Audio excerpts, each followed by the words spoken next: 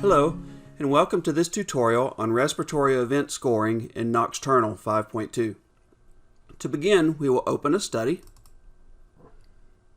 and go to the Respiratory tab. Here we see the raw data for our respiratory channels.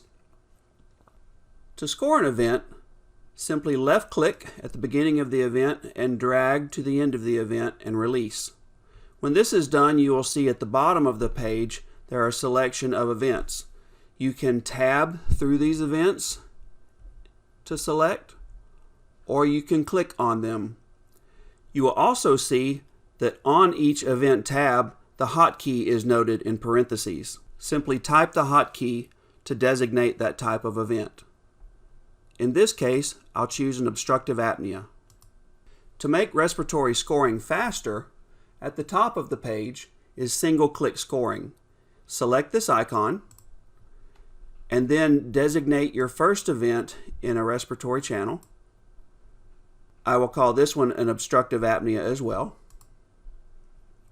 And now, if I click and drag, then it will automatically designate that event as an obstructive apnea, or I can single click just to tag events over and over.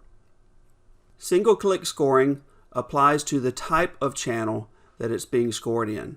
So in the flow channel from here on, obstructive apneas would be designated. If I wanted to score another type of event in the respiratory channel, I could score a hypopnea here, and then every time that I clicked, it would automatically be designated a hypopnea. These events can also be manipulated after they have been tagged. So on this event here, if I wanted to click on it and then change the duration, I hover over the edge until I see the arrows, and then I can drag to extend the duration of that event.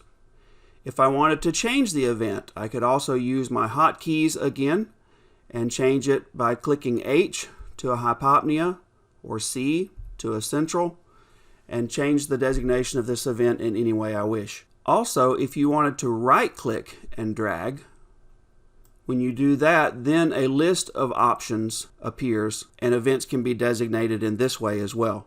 As each of these events are scored, the recording results page is automatically updated with the current apnea index or apnea-hypopnea index. Thank you for watching this tutorial on scoring respiratory events. I hope that it has been helpful.